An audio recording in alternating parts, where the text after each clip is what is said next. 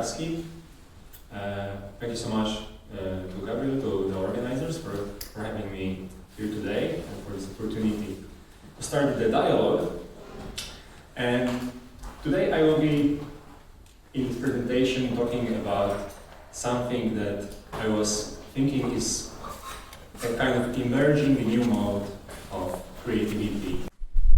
Yet it doesn't really have a specific name, or it's not distinguished as a separate movement, but I think there are certain technological and artistic conditions coming together that are enabling this new mode, which just as a working term for the sake of this presentation, I would call it algorithmic emergence.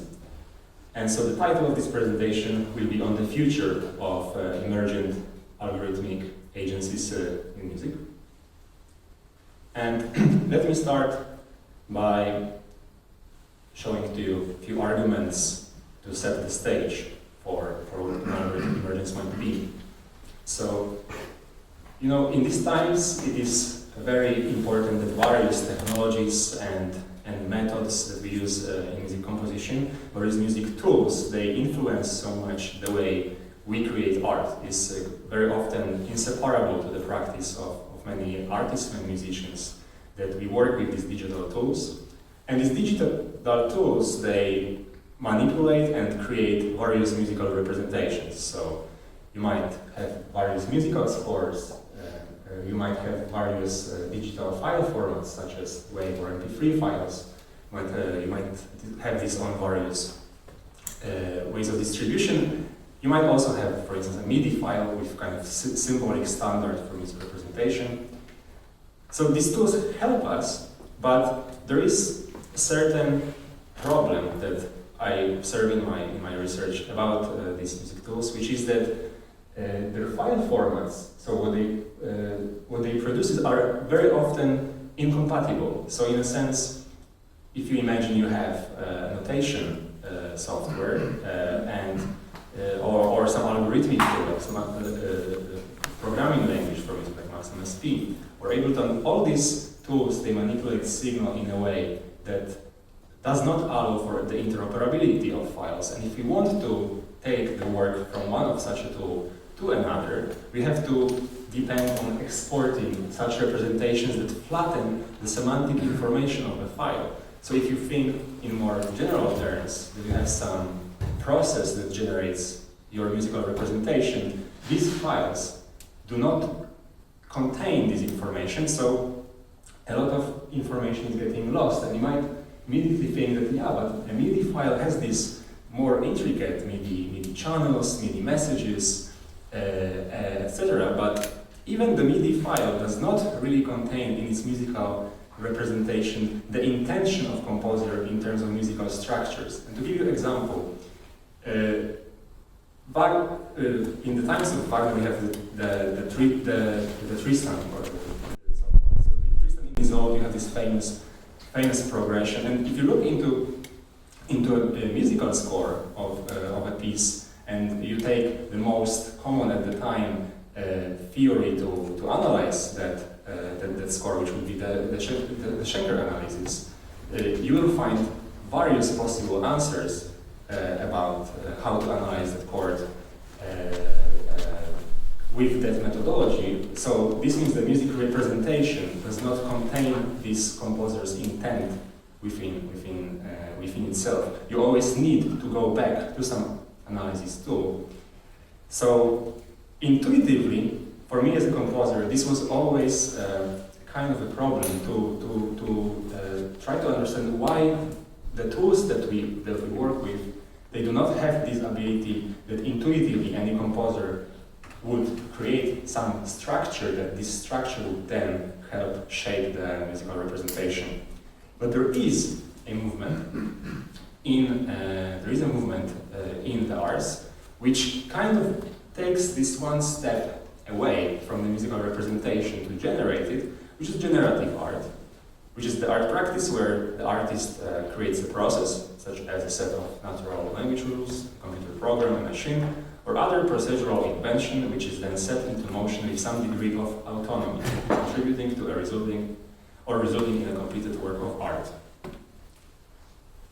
And I would like to give you some examples, especially related to AI, because I believe this enables new types of possibilities for working with musical material. And there is this document from Serpentine galleries called Future Art Ecosystem that they distinguish especially two interesting for me categories. And one of it is synthetic crafting, how we call it, or we could call it curatorial composition, which is artists collaborating with AI models using prompts to guide and curate outputs, bridging creativity then with machine-generated results. So I will show you an example in a moment. You might try to steer the AI model to generate a lot of possible outcomes and start choosing what is interesting from there for you as an artist and use it in your output. But then also, this is a very important notion that artists become system builders. So more and more artists are becoming engaged not only about the outcome of their artistic work, which is going to be presented, but also in the building of the system that will generate this work of art. So to give you one example from my experiments, I wouldn't say this is in any dimension a finished piece, but I will show you 4 examples now of generating a continuation of a part, one bar from a musical score that I wrote by hand, and then an Allegro MIDI transformer model is continuing this with some improvisation on the topic.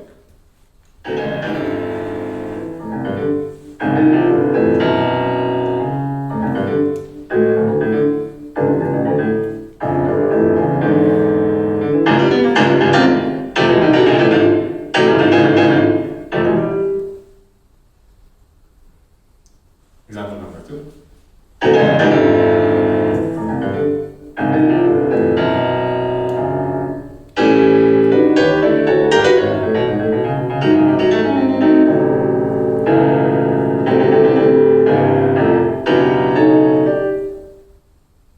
Number 3.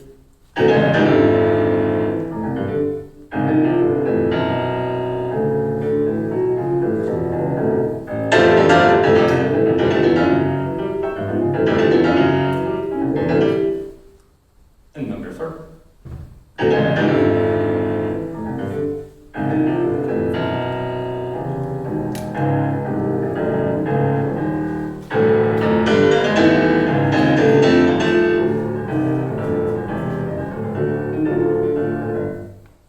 So, for this example, what I actually did, I generated 100 possible continuations, and then I tried to curate some. To give you some statistics, I think 80% of them were not very artistically interesting. Then I considered 20 of them were acceptable from the compositional point of view, and then one of them I found really excellent. I show you just some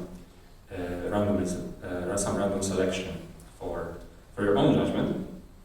And the second kind of new mode of creating AI models is artists as system builders, when artists design and critique AI systems to influence artistic, societal, and ethical frameworks. And I just put here a little fragment from the Serpentine Galleries document that some artists, instead of looking inward and at the internal operations of AI tools, look outward, building tools into more complex operative systems for research or production. These artists craft with tools, or craft tools into bigger systems. Some artists build interesting pipelines without notable technical knowledge by pulling together proprietary tools and techniques into novel workflows.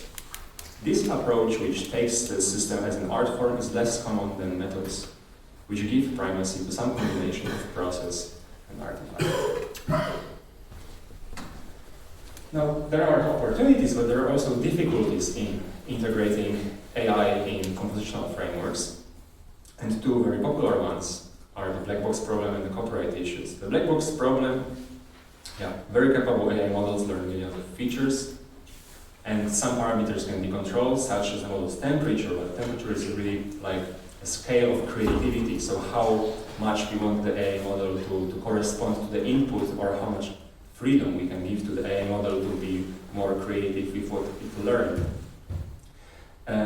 Yeah, and it's practically impossible to control them on the level of singular learned feature, like singular learned thing from the data set. Now, on a really technical level, we should say it is possible, but taking into account the black box problem, so essentially the fact of how large these spaces are, it might take thousands of years to really analyze singular such large model to really understand its reasoning for the output. So there's this problem of scale. And the second problem, of course, is the copyright issues, as especially these really big deep learning algorithms very often depend on copyrighted material, and at least now, in the times where the copyright is still the main reference for various artists to depend on, also financially, this is becoming this still remaining a problem for working with the models.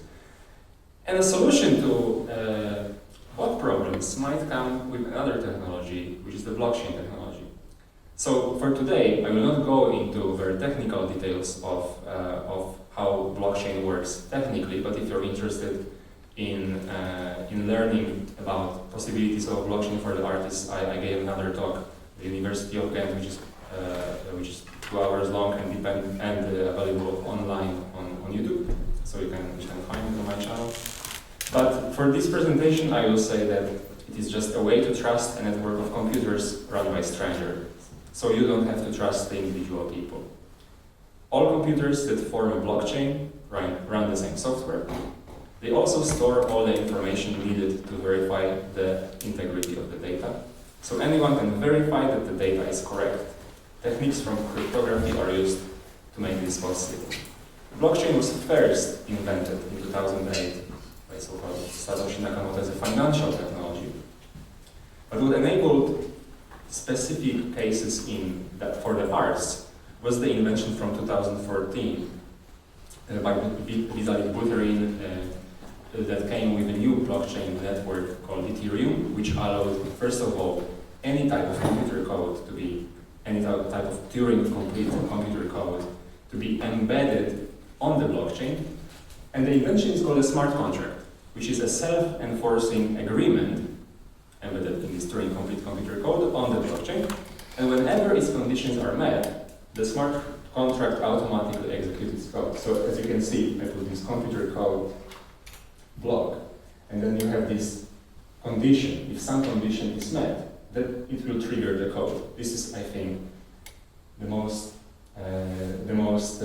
easy way to explain what a smart contract is. But what it enabled for the arts is various different types of new technologies, which I'm not mentioning here. For instance, decentralized autonomous organizations, but especially for this presentation, it is important that it enabled music NFTs, so encoding the identity, ownership, and provenance of a musical work, and enabling its distribution over blockchain networks. And even more important for this presentation, it enabled generative music NFTs, which are pieces of music in which the algorithm minting the NFT is a part of the smart contract, and this can make the process of generating a piece of art completely autonomous.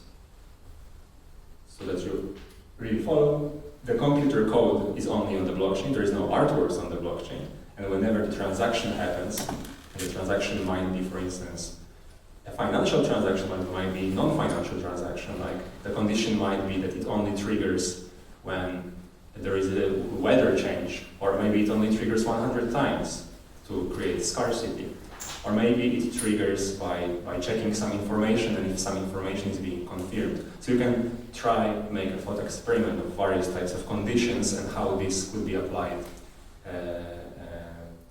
in your artwork. For instance, an exhibition could be displayed only when a certain number of people is present, etc.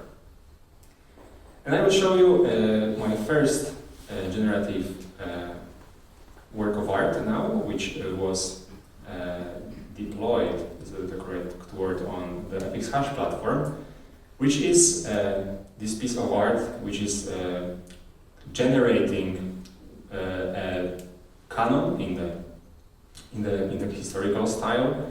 And the way it works, there is a computer program that operates on the blockchain, and you can run it on the browser. You can collect such a small musical phrase, in this case for the price of 5 pesos, and there is a limited edition of 100 possible generations that people can collect and own a certain version of this musical fragment. But also you can explore infinitely. Whenever I click the variations button, you will see a new canon being generated, and to select one that you hear, I will now play.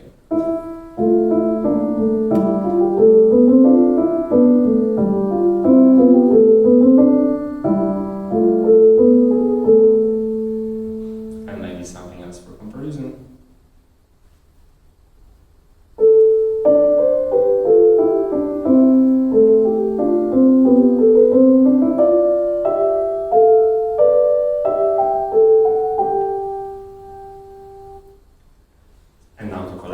Such an artwork, one would mint an iteration, and it would provide, for instance, here, the user with a nickname looks dope collected this canon, so we can now check, and we can make an offer to maybe buy the generative NFT. We will see the history of transactions, and so as you can see, this is really marketplace based, and there are obviously financial incentives to participate in such a network.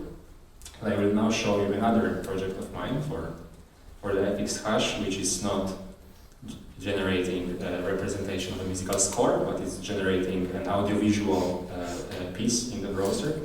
Here you can see this one is still free, and there's set a limit of a time frame. So for 1 year, it is possible to collect a new variation generated by code in the browser, and then it will finish. So we will only see these artworks that people already generated, and some of them already, as you can see, are trying to even resale, like here for 1.3 pesos, etc. But yeah, to give you some impression, I will play a few of these. And just that you know, when I click variation, it just generates a completely new one.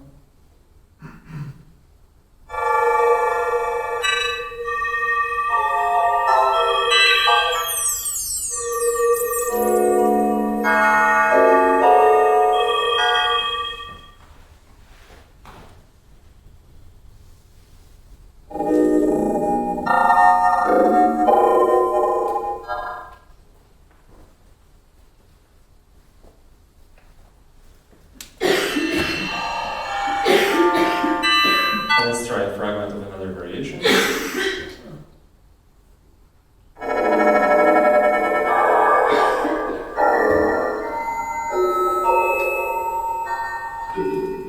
Yeah, this will be quite similar, so I try another variation. It's a random process.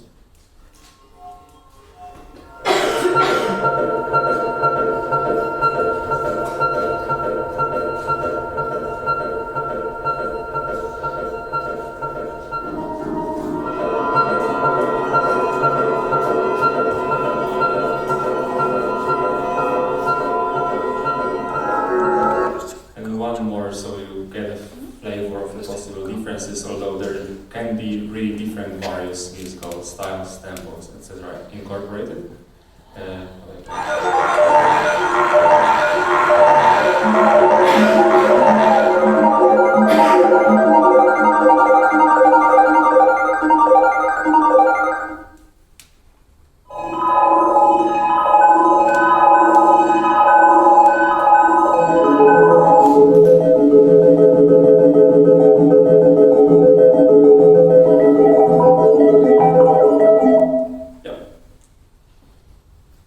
So these were the two early NFTs of mine, and then in my research I was thinking that this introduces a lot of changes to my understanding on how artistic work can be created, and I stumbled upon this concept of algorithmics by Simondon, which is a concept describing the theory of operations, complementary to the theory of structures elaborated by the sciences, focusing on how structures emerge, evolve, and interact dynamically through exchanges of information and energy.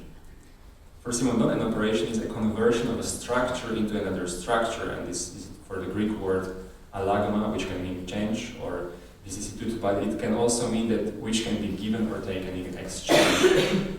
And this is a concept which is a working concept, so I wouldn't say these are the final definitions, but I'm still also discussing this with my supervisors, but it already makes a lot of sense to me, so I thought this would be the first time I share it with someone publicly, and maybe you tell me if I'm completely wrong, but this would be allagmatic music, which would refer to a process where the system of operations and the structure of music are one and the same. In allagmatic composition, the system is the composition, encompassing all iterations that the system is capable of producing. Unlike generative music, which is produced by systems operations, allagmatic music is structured by operations. It is not the product of a system's agency, but an embodiment of that agency. And here you could think, if artists are system builders and artists are capable of training their own AI models, maybe we should consider the AI model the work of art and not the outputs of the AI model. And here,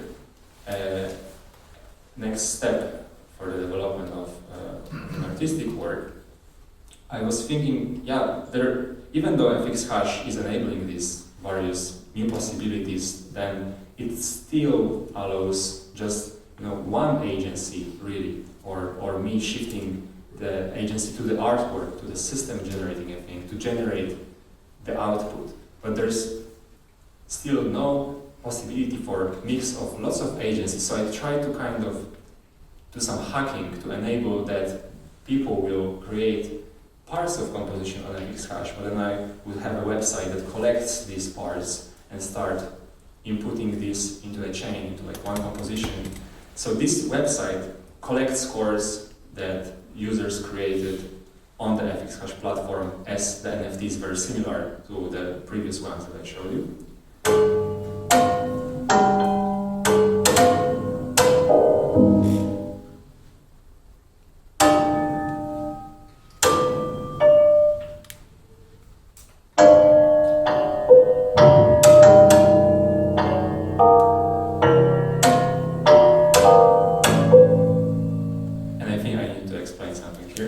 So these are the chords from left to right that are minted on the FX hash platform as parameters, meaning that the minters, so the people participating in the transaction, could select five parameters for their chord, which would then be randomly generated, but following these parameters. This was the number of possible pitches in a chord, possible notes.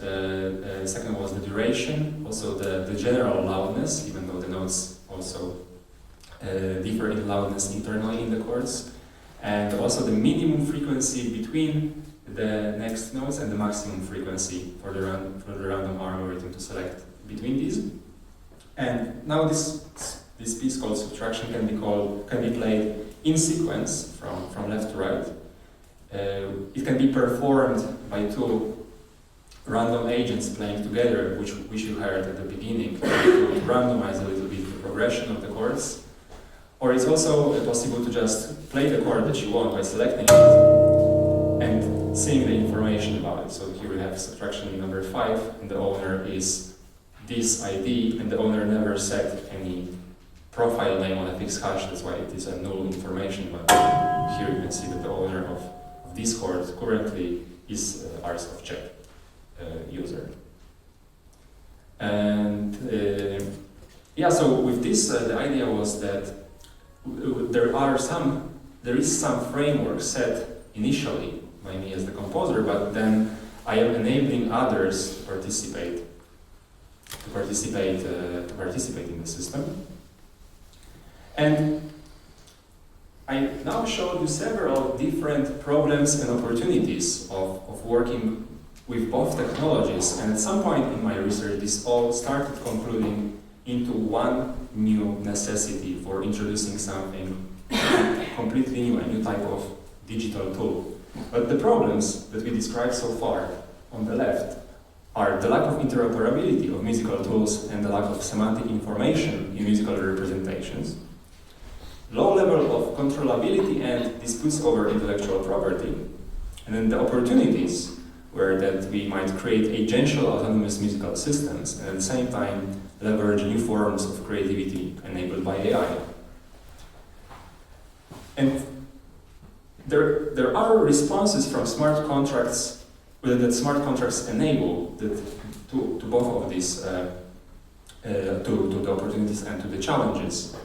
And about the interoperability and the semantic information, smart contracts are composable. So if there is a smart contract that solves one problem and it's already on the blockchain, on the network of various computers, then other developers can reuse it so they don't have to solve the same problem.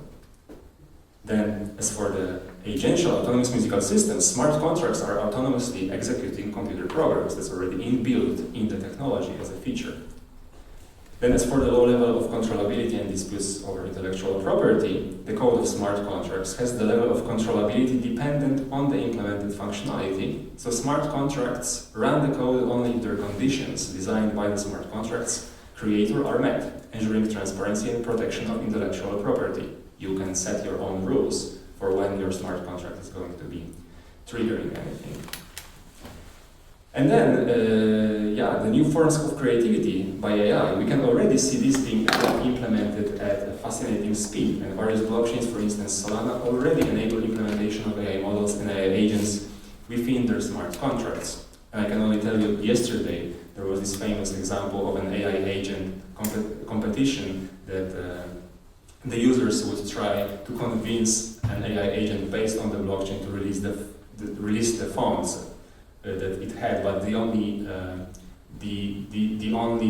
real rule for the AI agent was not to release the funds. So there was one creative mind hacker that managed to convince with 487th attempt, if I correctly remember. But this is becoming really the reality of today, to work with both technologies.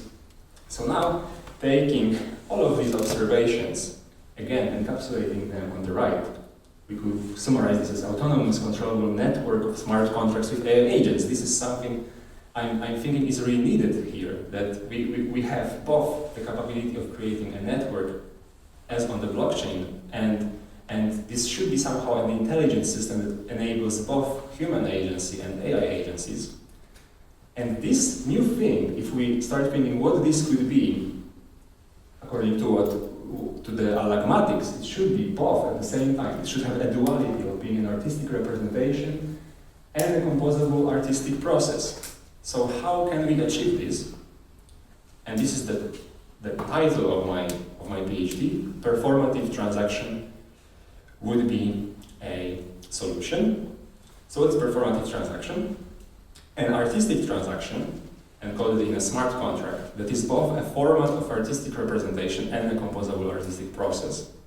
It would be a reusable artistic block to generate musical structures. If you remember the previous idea on what a smart contract is, and you had the computer code in the middle, and it would trigger itself when some conditions are being met.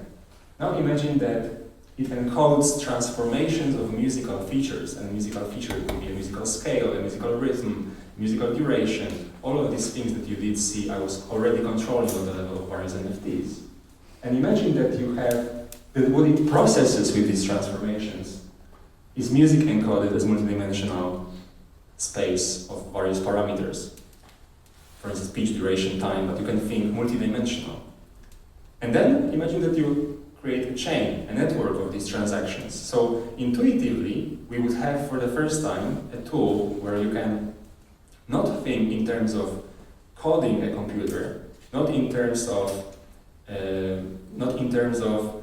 modifying a signal that is already lacking some semantic information, but you might do both at the same time. Create a structure that you want to create as a composer, like a musical scale, like building chords, like building musical motifs. But by preserving the semantic and conceptual structure that you intend to create.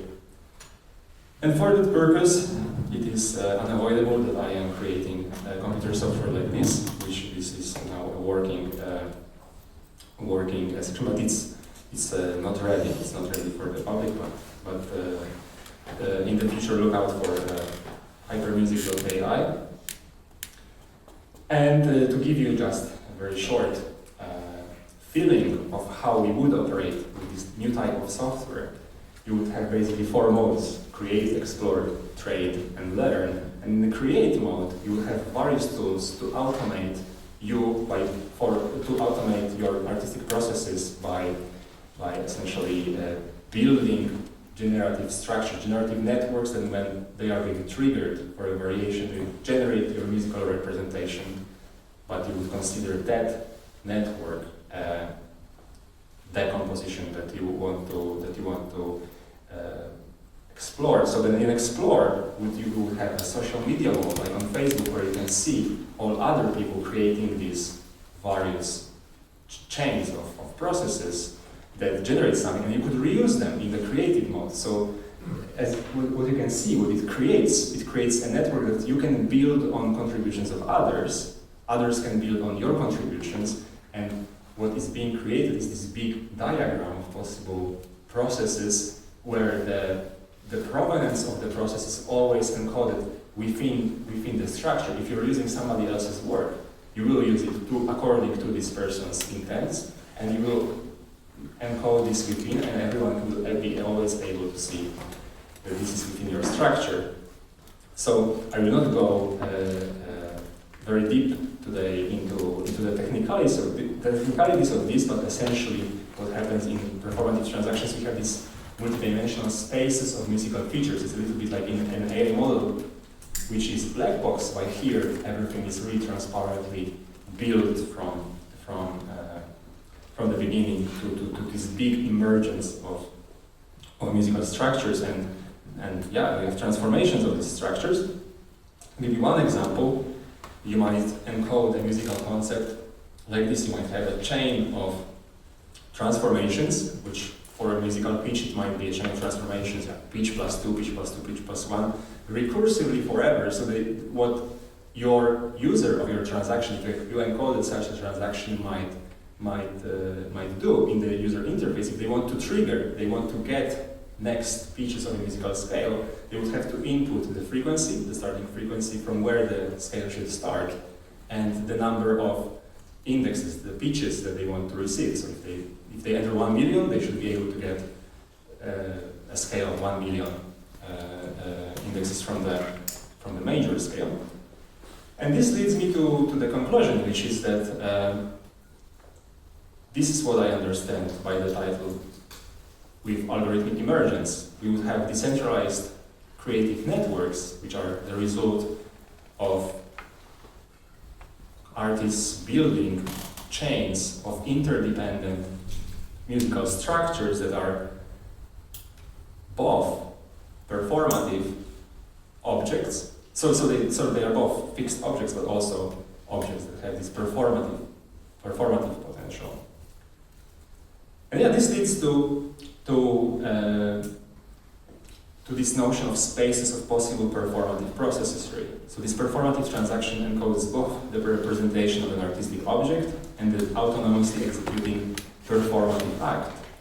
Turing-complete functions encoded as transformations in its recursive patterns might do way more than just provide the next pitch in a musical scale. They could encode complex operations with the potential to influence artistic results through either deterministic processes of complex algorithms or the more unpredictable pseudo-random pre-trained processes employed in AI models. Just imagine where you had pitch plus 2 or pitch plus 1. What if there was just an AI model or any other algorithm that predicts the next value whenever the transaction is being triggered? This means that operations encoded in performative transactions could even include the using intelligent tools as part of the musical feature space. The agency of the performative act could not only be that of a human or AI agent, but also that of an evolving, intelligent, decentralized creative network itself.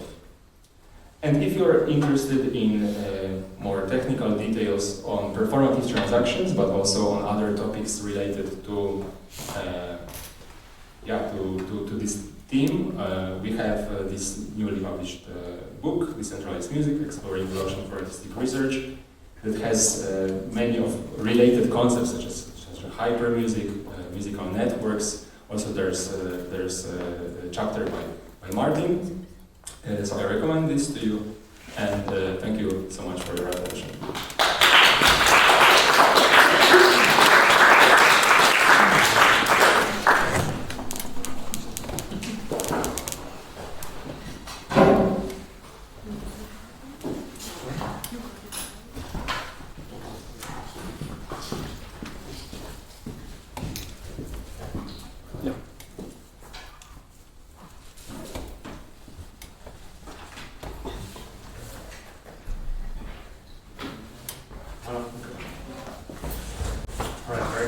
Over here. Thanks, Adam. Questions?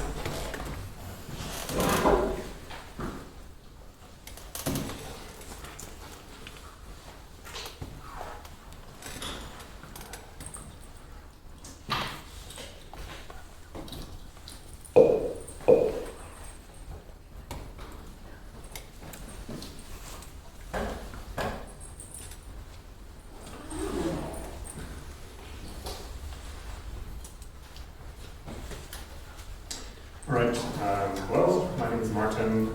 Thanks for the kind introduction earlier and the opportunity to speak here today, and thanks to all of you for coming. I think I'm partly building on some of the ideas and concepts and issues that Adam was touching on. Definitely not answering any of the questions he's asking, but maybe adding a few. I'm speaking to you today more as a researcher and a critic rather than an artist researcher. And I'll kind of unpack some of my own issues and concerns around questions of agency in relation both to AI and blockchain technologies to some degree as well. And I'll do so mainly by linking that to two art projects, not of my making. Two art projects, very current ones. One you see here on the slide already, Holly Plus, by Holly Herndon and Matt Dryhurst, a duo of artists working together for quite a number of years in exactly this space, in dealing with these problematics. And then after discussing that a bit, talking also about a follow-up project of theirs called The Call, which is currently exhibited at Serpentine Galleries in London, I think for another 2 months maybe. And I've seen it myself only a couple of weeks ago, so this is not something I can speak on very authoritatively or through a peer-reviewed publication, but really I was just there and I have some thoughts about it and that I might want to, that I'll share with you, and that might stimulate the conversation for us later on as well. So the context for my continuation of Adam's presentation also is that artists really are beginning to have much easier access to quite sophisticated tools, both in the domain of AI and in the domain of decentralized computation and blockchain-enabled technology specifically. And I also think that that makes all kinds of new things possible. It creates opportunities, it creates challenges and problems as well. And it creates, I think, also invitations for us to reimagine and rethink a number of concepts, important concepts that as artists, as composers, as art critics, as art historians, concepts that we've actually thought we knew really well and we've been using for decades or sometimes centuries. But I think that require reconceptualization now in these contexts, which I think Adam and I are quite aligned in thinking that. Holly Plus, as one of the kind of cornerstones or anchor points in my discussion, is a project many of you may have heard of. Holly Herndon is, in part, a musician, And what Holly Herndon chose to do with Holly Plus was to create a very sophisticated synthetic AI-enabled twin of her voice. And through a very easily accessible web-based interface, you can use the Holly Plus model for your own creative, expressive, musical purposes. AI-driven voice synthesis that's freely accessible to the public, basically. Now, that raises questions and that raises challenges, and that was very intentionally done in that way by Holly Herndon, and I'll come back to that, but let me first say a couple of things about how and why I link AI and blockchain to the concept of agency.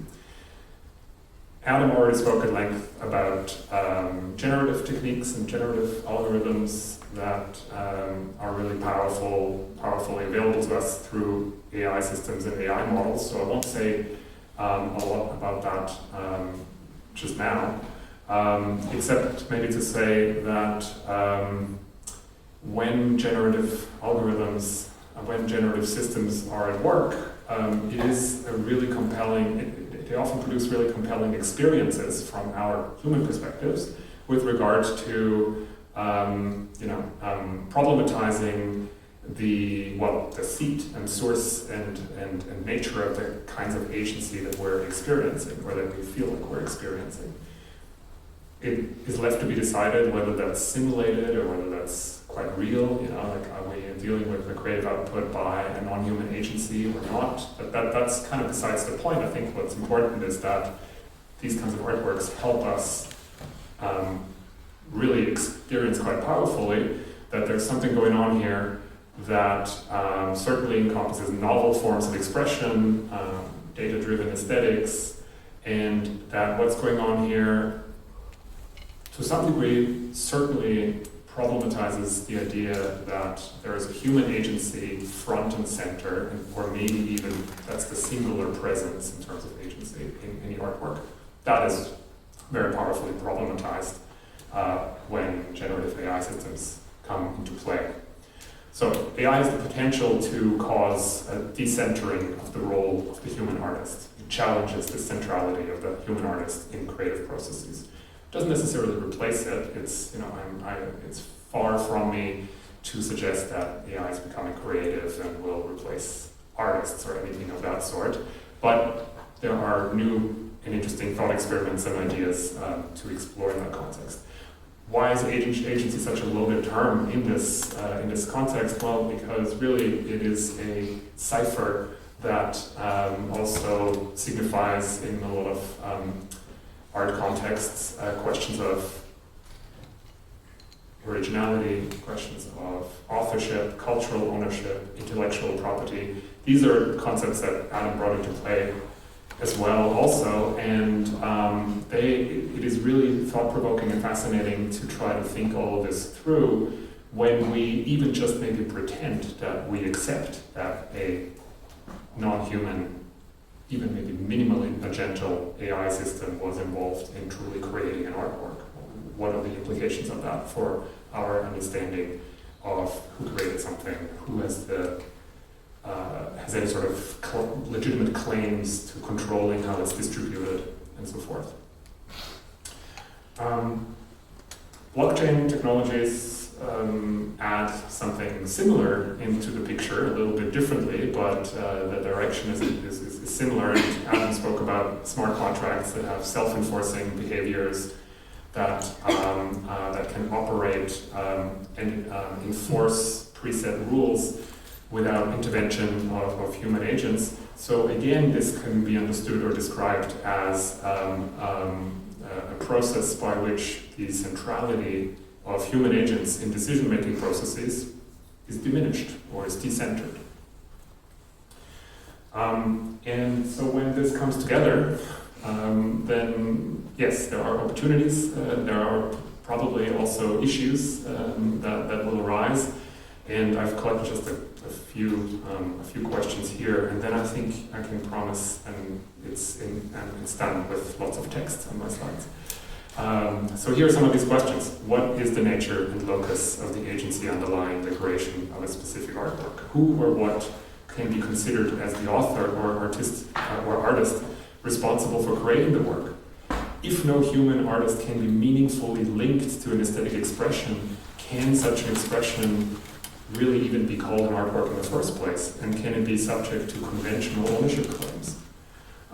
What are the boundaries of an artwork that is distributed across maybe a decentralized network of computational nodes? If an artwork is generative in nature and capable of exhibiting independent or autonomous behaviors, has it somehow ceased to be a fixed work in the way in which this term would have been traditionally understood? So these are questions that I'm really interested in exploring, and I think also the kinds of examples of works in progress that Adam showed us are really useful for doing that. There's really not a lot of artists, I think, who do that these days in the musical or sound-based realm, so I'm very excited that Adam is moving in that direction.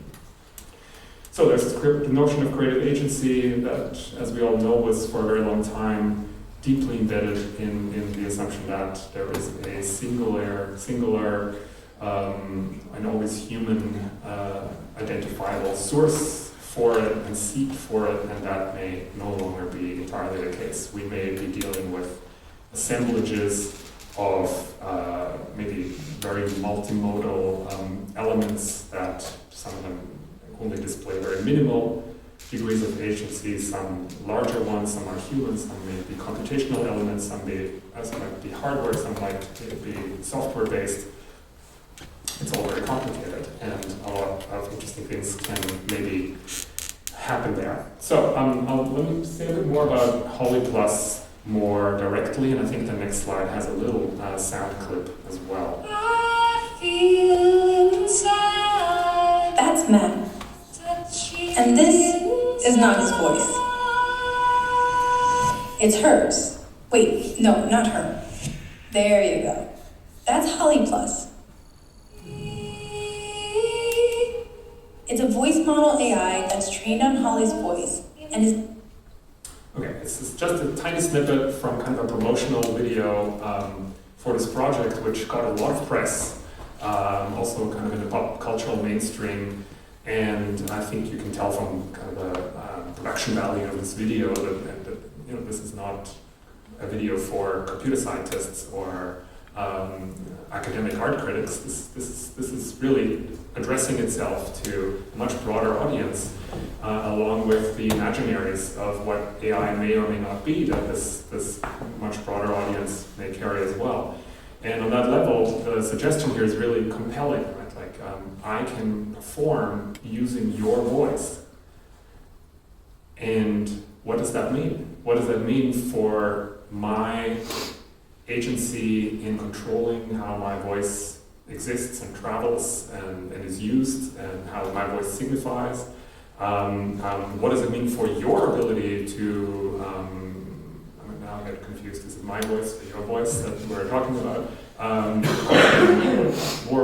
What is the potential, possible legitimacy of any claims to ownership over expressions using that voice? How can we negotiate between us what is permissible to do or not permissible to do?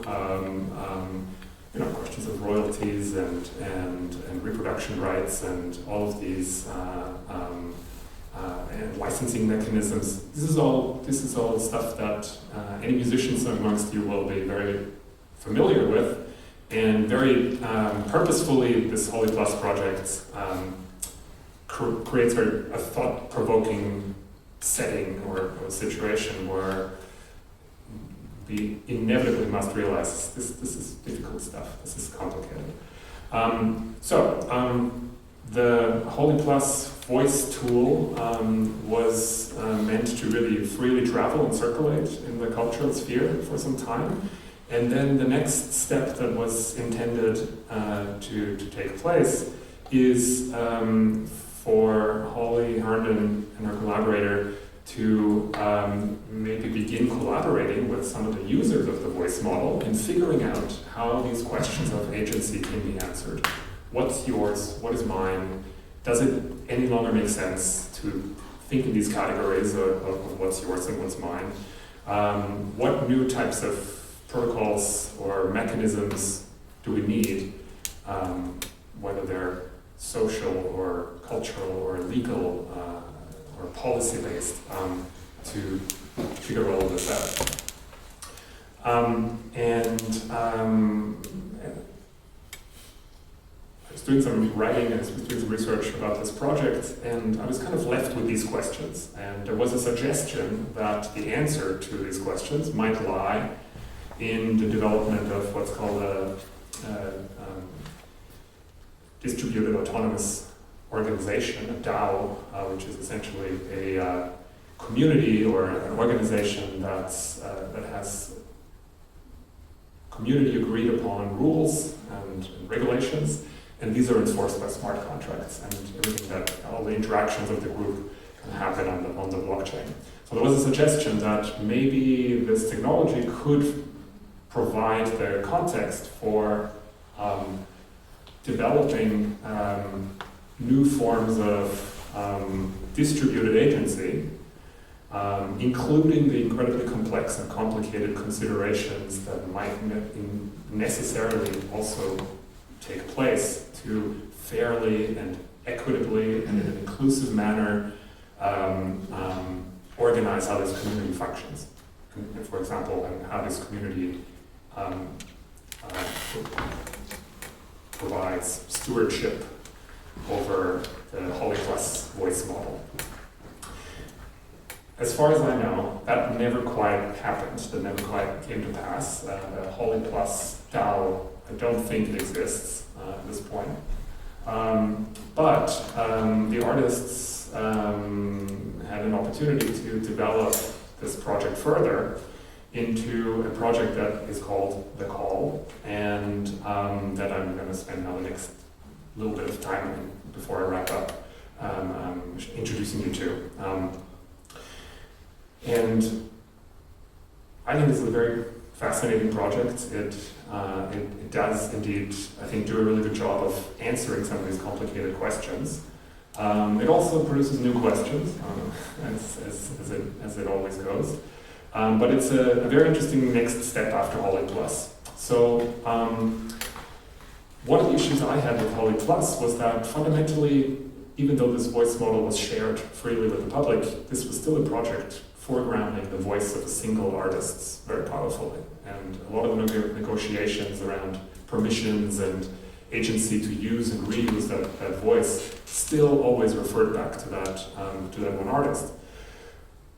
What The Call adds, in addition to this, is to really get away from this singular musician or artist figure of one singer and one voice. The Call is about choirs and about the communities that choirs represent. And I think that's, on some level, a really beautiful starting point for thinking about distributed agency.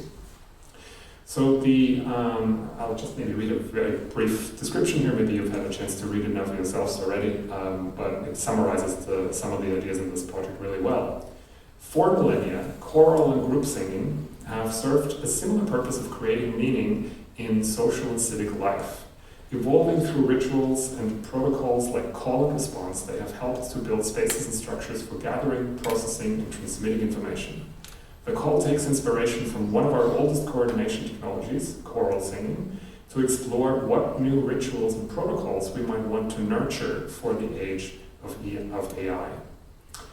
So this is about training an AI model capable of generating and then also performing choral songs in a polyphonic way.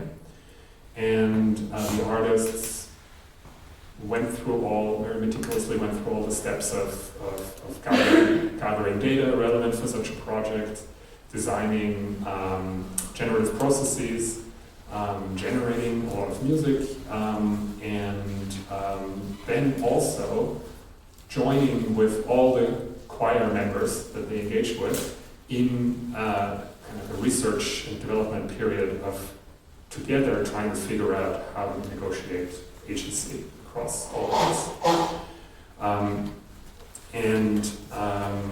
Right, so they, I'll talk about this a little bit later on, how they did it actually. But so the idea really is to explore, they also don't know how successfully this will work, but the idea really is to explore how we might find and to design new forms of community interaction and decision making that could maybe be based on some of these choral traditions, but that could be adequate and relevant to a contemporary context of broad-scale global data scraping and AI model training that really, if we're honest, we're all subject to, without really having a voice in decision-making regarding it. So this is a site-specific installation that guides visitors through this whole AI training process, focusing on different elements of it, on the computational side, on the data collecting and storing side, and also on the functionality of the model itself. And some of you might be familiar with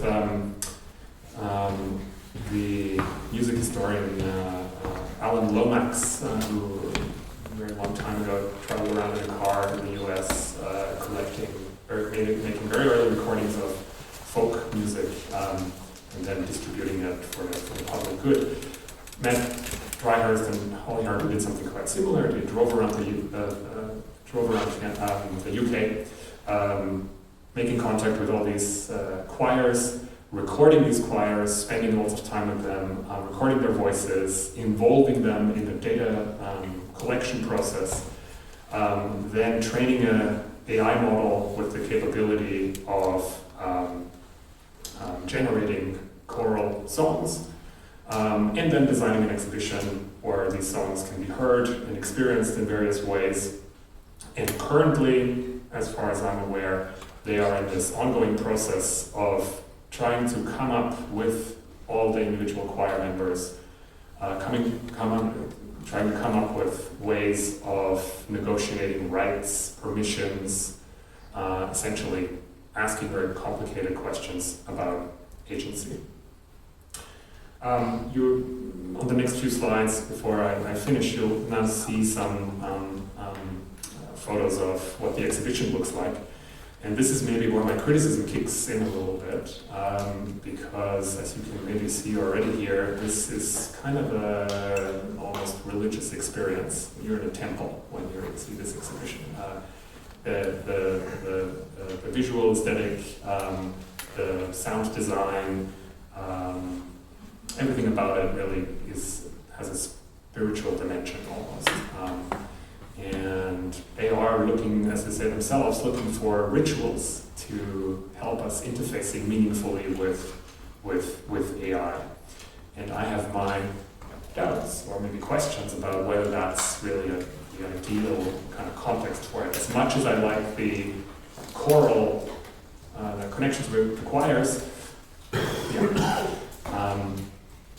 so there's, for example, this room that resembles where the design is inspired by these big chandeliers we find in churches oftentimes that symbolize divine light and so on, and are adorned with religious idols. And here it's meant to reflect the space where the ambisonic recordings were done with the choir members.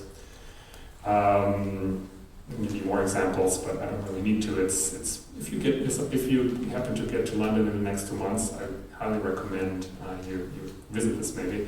This is a space called the Oratory in the exhibition, where it's soundproofed and they only admit people individually, and there's a mic stand there. It's a little bit like a karaoke booth in a way, and you're invited to sing if you wish, and the choral AI will accompany you with this angelic kind of droney soundscape of choral voices. The artists call this whole experiment the choral data trust experiment, and some of the people involved in the future art ecosystem projects that Adam mentioned already earlier have actually just a couple of days ago published this research paper called My Voice, Your Voice, Our Voice, Attitudes Towards Collective Governance of a Choral AI Dataset, in which, again, these exact questions are being deliberated.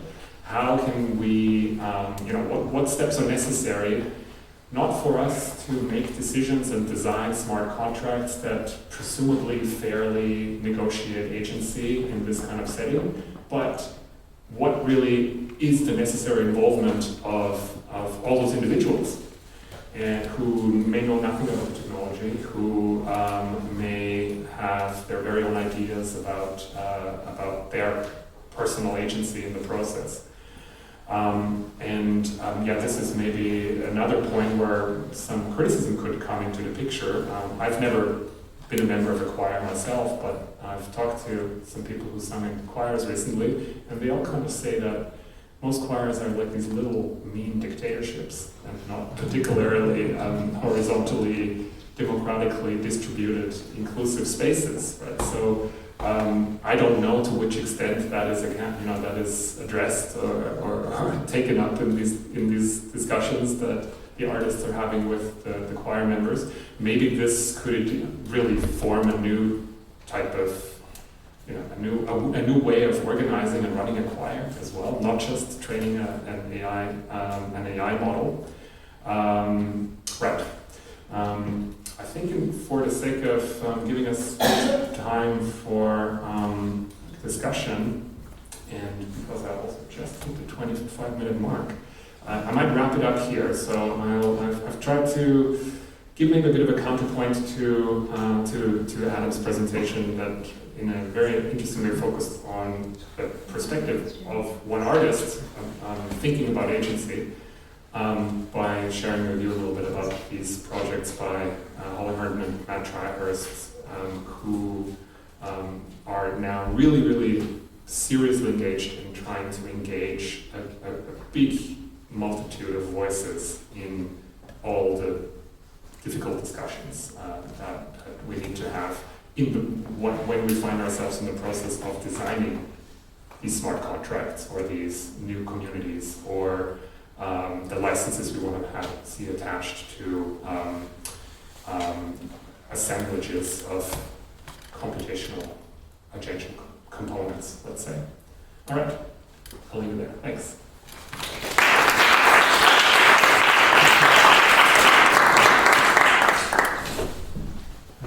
Yeah, we get a minute just to bring the couch and set up for the panel and invite Adam and Sonia to join.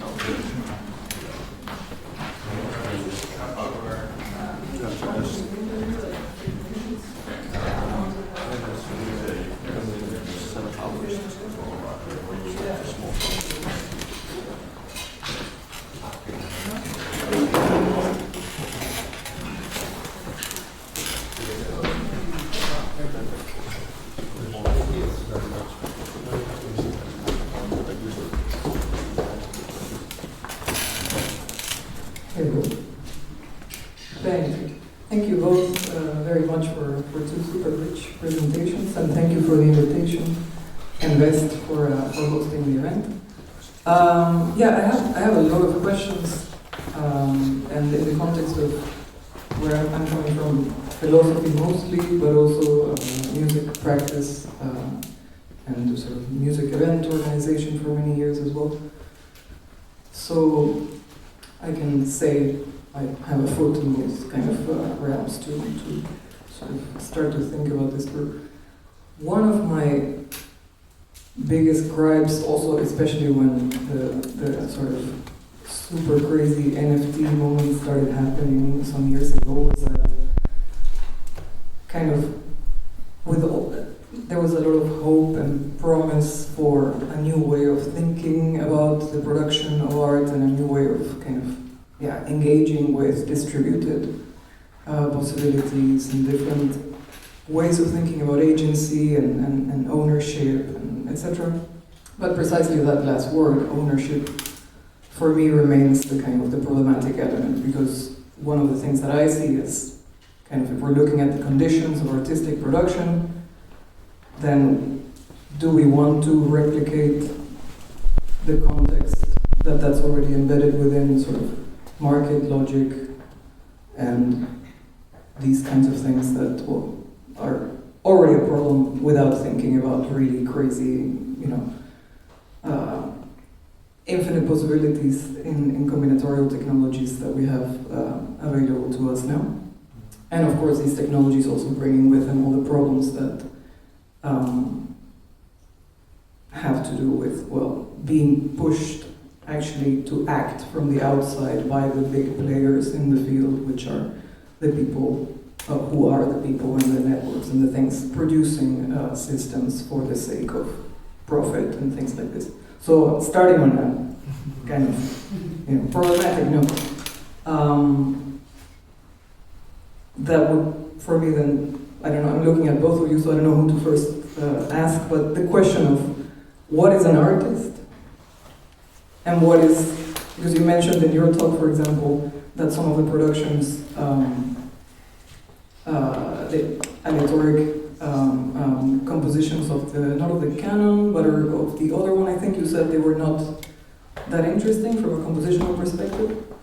So I was thinking, what is then, what is the concept of the artist, and what is an interesting artistic production, especially in, for example, with NFTs, where the technical layer seems more interesting than actually what is produced. In a lot of cases, not a lot of questions. Sorry, I'm just like spiraling through all the different things here.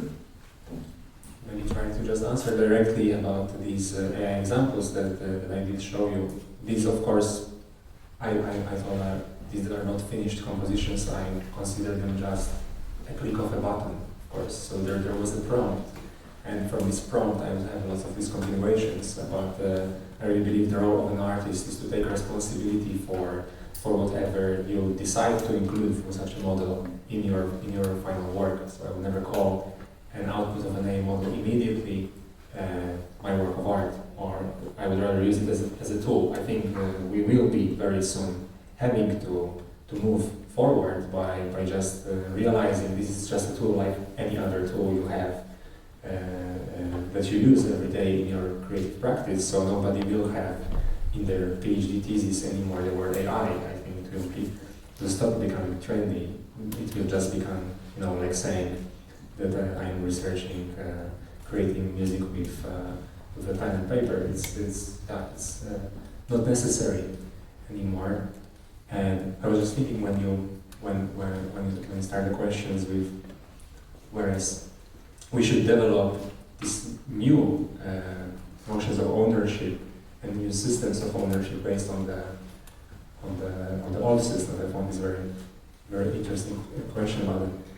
I might have some ideas, but I think it would be very humble from my point of view to start answering this question before Martin, who has the full book about this topic.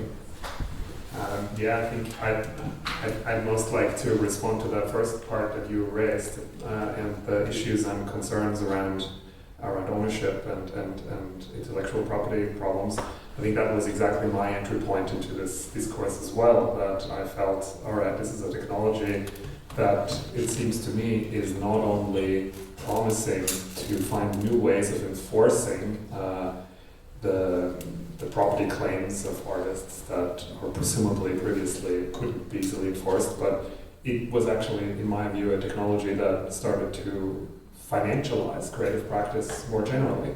And if anybody asks me if I think that's something that should happen, I would say no, that's not something that should happen at all. I find that deeply, deeply problematic. But I'm also wondering if that's the only use case, or let's call it, that's too narrow, if that's the only direction that's possible. And I still think that that's hopefully not the case. So you know, I don't want to bore you with elaborating on some kind of mind construct, but I think I can probably imagine smart contract-based artifacts that actually are intended to make themselves unownable, or that are intended to make the notion of singular ownership obsolete and irrelevant. And that to me would be a fascinating and very interesting application of this technology. So yes, so I absolutely agree with you that this is a problematic aspect of it. And that's maybe also a little bit of a gripe that I have with Holly Hearn and Matt Dreyer's approach, because it strikes me ultimately as maybe actually a slightly traditional point of view that they have in the end, because they are very concerned with the rights of artists, and as they should be, of course. Everybody should get paid fairly and have the ability to enforce moral rights over their expressions. I absolutely think so. That's maybe to me just not the most radical and interesting experimentation with these technologies that are possible. Yeah. So if these new technologies become a new way of enforcing existing ideas about ownership, then I think that's an unfortunate, that's a bit unfortunate. There's something more that we can do with it, probably.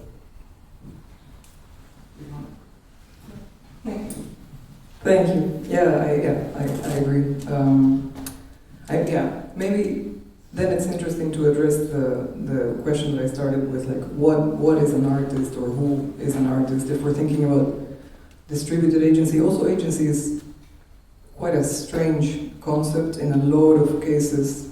Contemporarily, it seems to have taken over older ideas of control that we had and of free will that we had, and I always, again, have a gripe or struggle with that, because if we're looking at the conditions of however something operates, then, well, those who are free, those who have more leverage, those who have more control are the ones that have the capacity to kind of act, because they're sustained by, conditions that enable that capacity to act. So that, in the case of sustenance and being able to provide for yourself as an artist, etc., again, that's just a consequence of being in a financial system that is rather problematic and politically very complex currently. So how would you think about, because you mentioned the responsibility of the artist in production and perhaps some element of reception, and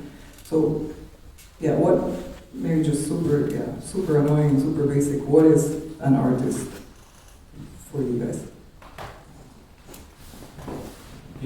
I'm thinking this point from my presentation about artists taking on trying to engage with these technologies on the level of, for just trying to build their systems. But this might sound complicated, but there are more and more possibilities for training AI models without coding. So there are platforms more and more accessible for you to train models, but sometimes, of course, training a very capable model requires a lot of data, it requires a lot of access to computation. So you also, in many situations, have to be privileged to be able to do that from scratch. But of course, there are various other ways to access these new possibilities from, for instance, taking an existing model and trying to fine-tune it with your own data. That's very often is the case when you take some model that generalizes some artistic task, like for instance, we have these large language models like ChatGPT that generalize the human reasoning in a sense, right? They rather generalize what they really do. They statistically predict the next word rather than the previous words, but in a very certain kind of way that and kind of acknowledges various different modes of understanding, but then you can fine-tune it with your own understanding, with your own words, with your own, texts that you write, with your own art, and then try to make sense of this. And also there's this question of being sensible to also try to incorporate yourself in maybe steering the development of this in various dimensions, such as, what are the ethics and morals that we will insert into the understanding of these models. So the question of a bias, for instance. So, but from the point of view of the artist, I would say this being involved is one thing. But on the other side, I would also say there are limits that are technologically imposed. So, of course, we say, the smart contract has a capability to include a Turing-complete code within its operator. Turing-complete meaning, you can write any computer program you imagine, if you have a powerful machine enough, should be able to run that program.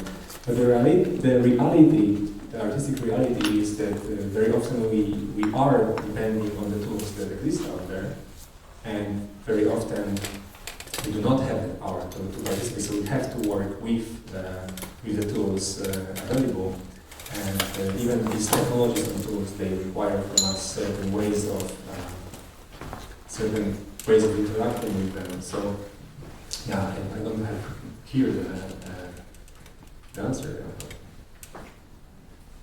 I'll try maybe to answer this question with regard to the last project that I spoke about. So what is an artist in this project, The Call?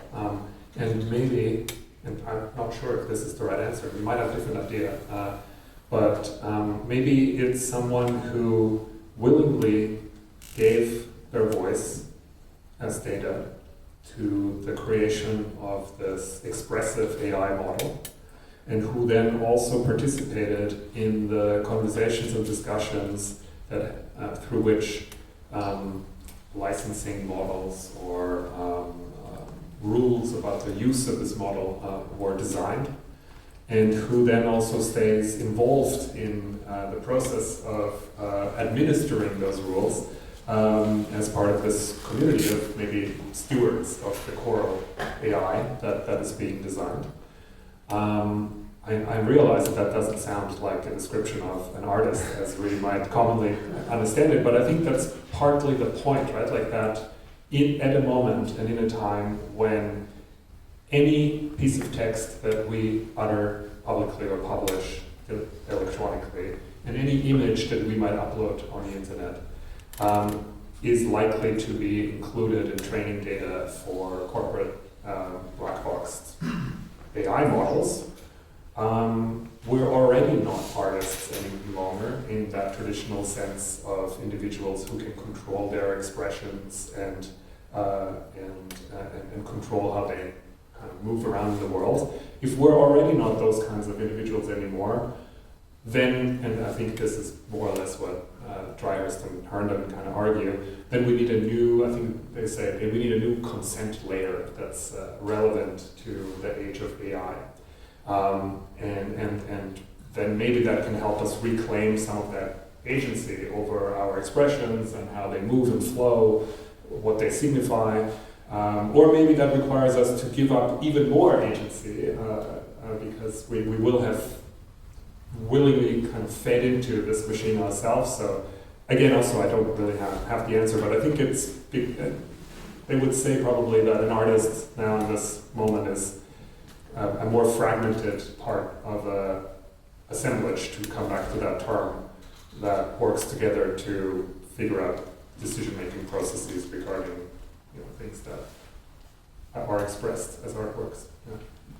Yeah. I was just very curious, how many artists do we have, or people that consider themselves artists in the audience? Thank you. And do you have any ideas what is your role about in all of this? Well, I'm a chess playing artist, and I was thinking that the chess world, of course, got Yeah, strange things happened when the computer was invented. Can you talk in the microphone? And Thank you. Yeah, okay. Hello. Yes, hello, hello. Oh, you can hear me, can't you? No, the microphone. Let's see.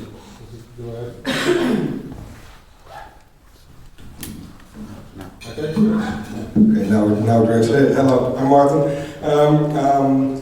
The chess world got stumbled in by the computer, and then they totally changed their tune, didn't they? So the chess world used to be old men sitting, analyzing till death what the right move was. Of course, this computer could do this in a second, and then they changed into sporty, short-playing format. Video heroes on the internet where they analyze games, where they talk about it, where a lot of so I think artists should be ready to do what you are saying and go into a direction that is well, what they are gonna guard in this world. And so I really like it also happened in art, and it did when the photography came in, you know. Then now we got this choice to make between painting and making a photograph, and of course painting is less likely to be done by artists these days if you can also be making photographs. But of course you can discuss about this. So I do totally agree that we gotta go and change and find our ways, because you cannot say that you can make the most beautiful three-dimensional 3D thing, not anymore. The AI will do it, you know. So don't do that. And also, you know, this question of competition is really always about being the best at what you're doing, or is this also sometimes just about doing something for the sake of participation? Of course, machines are better than humans in winning chess games on average for already like 40 years now, but this not encourage humans from playing chess with their friends. So maybe we could transform that thought also toward artistic. We already were talking about chess earlier, and I told you I don't play chess. I play Go, and so maybe that's a counterpoint here, because a similar event occurred in the world of Go as well. Yes. When really many years before anybody thought that was possible, an AI model beat the world's leading Go player. But what happened in that realm, or in that domain of Go, is that the game of Go changed fundamentally after that happened. And human players have been studying to death now those games that the machine played, and have learned new ways of playing the game, new ways of appreciating the game, and will tell you that this machine played more creatively than any human has ever played in the thousands of years of history that that game has. I don't know if that's true. I'm really not a very good Go player, but it's maybe an interesting puzzle piece. In you know, it's one way of saying that AI is becoming kind of creative, like is reinventing rules of play, or rules of engagement that we couldn't have anticipated in some way. Yeah. I think it's nice to open it up, but yeah. Hello, thank you very much. I actually have two questions, and one is very much related to the question that Sonia, right, posed to you about agency. So the first is what Adam described in the usage of the blockchain and his works in the blockchain, I believe is very similar to a collaborative composition process. And I'm wondering what using those processes in the blockchain brings more than using those processes otherwise outside the blockchain. And the other question is why we are talking about the agency of AI when at the end, at least from what is my perception, they were used as tools, and the creativity, so the question of creativity of the AI was not taken into consideration. It was more a way to create new material, create new processes, to then having the results of those processes still chosen by a human agent, then is collaborating with another human agent, but not with an algorithmic agent. And also, since you cited the Faye, I was wondering also if you're aware of Glauker Ethernet in the Bayes network blockchain, because those actually are agents that were created by a human agent, but now they are creating coins, other algorithmic, or as you want to call them, machine learning agents. And I think those questions are important because also they refer to the ethic of using these technologies and how we relate to them. And I mean, I guess these are considerations and questions to be added. Yeah, thank you so much. I think these are great questions, and maybe I will allow myself to start the answers. It also concerning my presentation. So your first question was, what is the added value really of using the network of blockchain? For collaboration? And I would say, yeah, of course, most of the things that I am presenting in my presentation are ways of kind of, we've always composed together, we've always made musical representations, we've all, for a long time now, created generative compositions. Now, of course, there is a certain way of a thought assemblage, if you will, of bringing various these things, and I would say that the common denominator is to operationalize some things towards a singular tool, so that will enable us automating various things. Of course, you can collaborate with a person over any network, and this is Rasa Smythe's concept of creative networks, which I am extending to decentralized creative networks, which in the 90s where we had the first servers over the internet, of course artists were interested in exploring what new creative modes would be enabled by these FTP servers, for instance, where we can share data remotely with each other, maybe, and create subdirectories of various types of data. So, of course, I agree with you that various modes of creativity that are being historically possible all the time, we are then trying to bring them, to operationalize them through technologies. And it's not changing necessarily the aesthetics of the outputs of these models, of these tools. It's very often not changing also the quality. It doesn't say anything about the quality of this. This very much depends, I think, on the second question of yours, which is the agency. And I like to think of silicon-based neural networks as kind of now another types of neural networks on this space of possible behaving systems, of course. So we are very often struggling with saying, yeah, okay, then is this really human or is this really machine-like? Yeah, but we might say like Aaron Sloman or about the space of possible behaving systems, the space of possible actors, space of possible minds.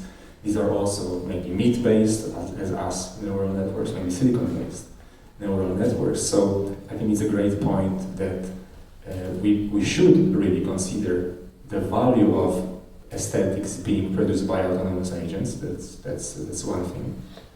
And in my system that I'm building, I want to say that what is envisioned as a stage of real production of the software is that when you are exploring the social media wall of this decentralized creative network with structures being created, this is exactly what I mean by algorithmic emergence.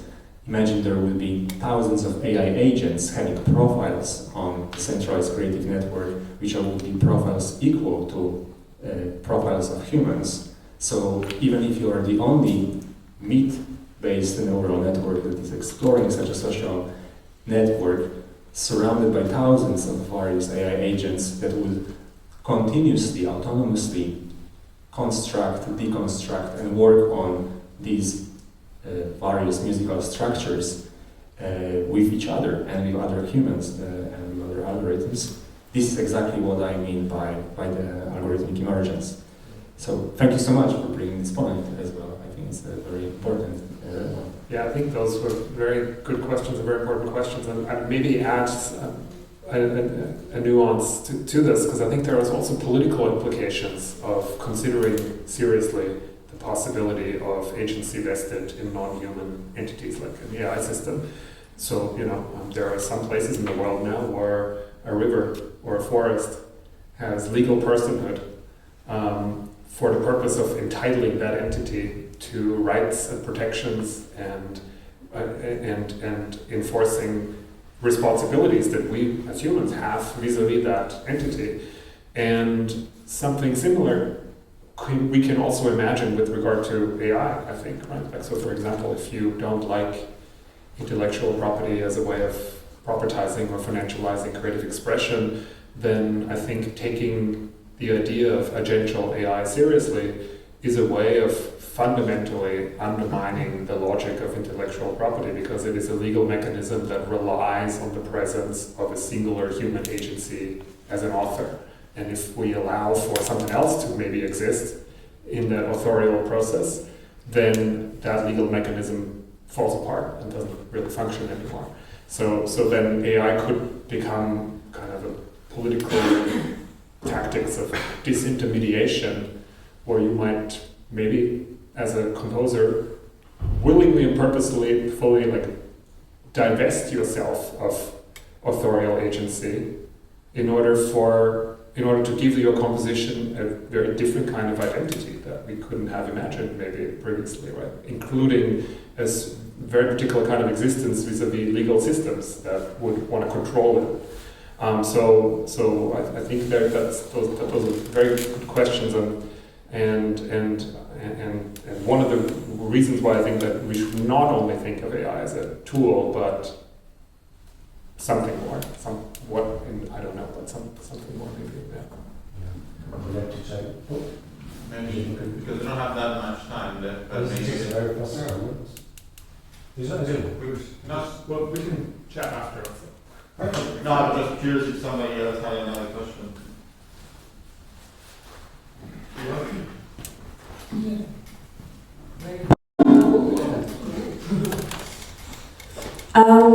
Something that stands out to me is the way we're looking at music now is very much in a compositional paradigm, which is actually very sort of specific to the Western classical tradition of music, and not universalizable in that sense. Like, it's quite specific, and I look at music production from the perspective of African music traditions, where a lot of the things that are mentioned, like, well, distributed agency or polyvocality, sort of collective ownership, all those things are not new at all. So I was just interested in your perspective on sort of the situatedness of this compositional view and how this form is sort of perpetuating that in a technological form, but perhaps it is also time to sort of broaden the view and approach it from a different angle. There's, of course, I could only show my examples of early works working with these technologies, but various existing AI tools, AI models, and instruments that are being created are also taking very different perspectives on, for instance, the way of producing sound. So we can see, AI-enabled synthesizers where the grid of producing sound allows for transfer of really any style towards creating some representation of that style and playing around with that model, not really following traditional ways of engaging with synthesizers, you know. So also it reveals to me that what really these new technologies enable is a kind of bridging between various traditions, especially because the technologies themselves very often have no inherent ways of reflecting the certain aesthetics, whereas of course there are also problems of current AI models, which are problems such as, for instance, algorithmic bias, which is what types of data are being used to train the AI models. And this is, of course, a very important debate. How do we make sure that these models incorporate not only a viewpoint of one tradition, but maybe incorporate viewpoints of a diverse array of users of these models, especially. Yeah. I agree, actually. Me too. Maybe just a question a bit open, following a bit on that, and you mentioned, Sonia, before you pointed into this thing that often the systems is be more into like that. No, it's fine.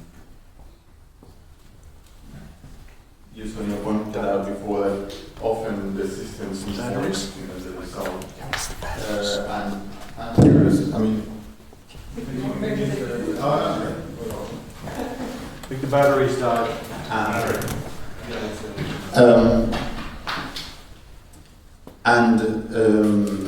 That's very loud.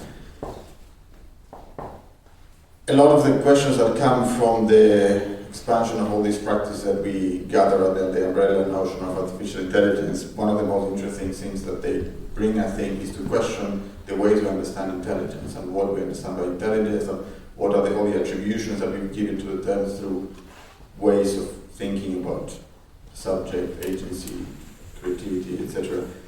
And I feel that a lot of the openings that come up and in some of the tools you refer to also imply that give us the opportunity to challenge ways that we've been thinking about not only what can be done in the future, but how we think about the present and even the past beyond previous understandings of subject and intelligence. Following on what you said, I want to expand also in the sense that we can also consider that the creator, as we've been assuming, it was not present also before. For example, if you're writing a piece for a piano, you are co-writing it with all the technological process that actually structure this instrument and that is part of the agency. We assume, because of our cultural system, that there was a creator, but actually the creator is already distributed, if you think it like that. When you were giving examples of algorithmic composition, we can trace back to OKVM or so many practices in which the modes of thought are already present. So within this context, I'm curious, maybe asking you in a way as from your concept, but also Sonia, also knowing your work, and I'm interested also in your answer, and going back into your question of what is an artist, I'm curious to hear your perspective on this, but also opening up to Adam in the question of what is your experience. I mean, if this, in a way, these questions should help us to discover, to learn something different, to learn something perhaps new about what an artist could be, about what these forms of creativity would be. Apart from the ideas, in the practice, have you discovered something? Have you learned something? A hint that might point us so beyond the interest in the techniques and into some results which probably we haven't heard, or that maybe they are meaningful, not in terms of novelty, but in terms of they are meaningful in how we perceive, how we relate to them. First. You can, any of you can start. Of course, these are questions that in the field of computer science, when people work with AI models, there's of course a whole interdisciplinary discipline of cognitive science that is also trying to investigate these questions. But from the point of view of an artist, I can tell you that I am asking myself these questions all the time. From the time I started during my master's studies in composition, working with algorithms to produce my musical outputs, my musical scores. First algorithms, not AI models. I could feel this incredibly automated various things that I would have to do manually, and I previously worked a lot with aleatoric notation, so incorporating chance to my musical scores, but I remember the feeling when it took me 3 evenings to compose a piece that I would previously would take me 2 months to compose, and objectively I could judge this was something I would be satisfied with hearing after 3 months of work as a composer. But at the same time, I did not feel the attachment so much to the output. So it did not feel, like my composition, really. It felt like some fruit of my work, of my conceptual work, of my intelligent decisions of constructing a piece. But it did not really feel the same way as remembering the previous process of meeting people that inspired me to bring something to composition, and having conversations, and remembering my emotions that over a longer time that were with me when creating a piece. So there's many reflections on automations and on speeding up the work, but at the same time there are probably a lot of things that we are also losing in the process, which are important to be discussed. And what is intelligence? Of course, there are various definitions in cognitive science. Actor bringing some agent in an environment, being able to solve some task, right? Like, is the tree intelligent? So is the tree managing to have many fruits or many connections with the roots with other plants, or is it growing properly? So according to this definition, the tree could be very intelligent. So are we really intelligent when we are automating our work of art? Is this making us more happy that we are automating it, or not? Is this intelligent to really automate it? It's an open question. I don't know. I think, therefore I am not sure. I think the question of the artist, I don't think there should be the category of the artist, or there should be the category of the philosopher that creates a boundary for people to kind of be able to identify themselves with a practice and be creative, or whatever we want to call this sort of freedom in the types of practices we're talking about. It would be better to just talk about art and philosophy and things like this, rather than talk about individuals that are specialized in those practices, especially in the context of thinking about the distribution of things, and where something such as intelligence might have come from, which is, it's always been distributed, it's always been dialogical, it's always been something of a process between groups of people being interested in each other, rather than just, the kind of singular, atomistic, rational agent is totally a dream. And again, it's bound to conceptions of territorial space and the control of other people. Like, I get to do this because you do not, type of logic, which is really problematic. That's why I would write with ownership, authorship, copyright, and the artist, and the types of sort of emblematic images of agents that we have in the world. But I don't know if we have time to. I can. Yeah. This is a very good closure. I will just thank you, Sonia, Adam, and Martin. All right.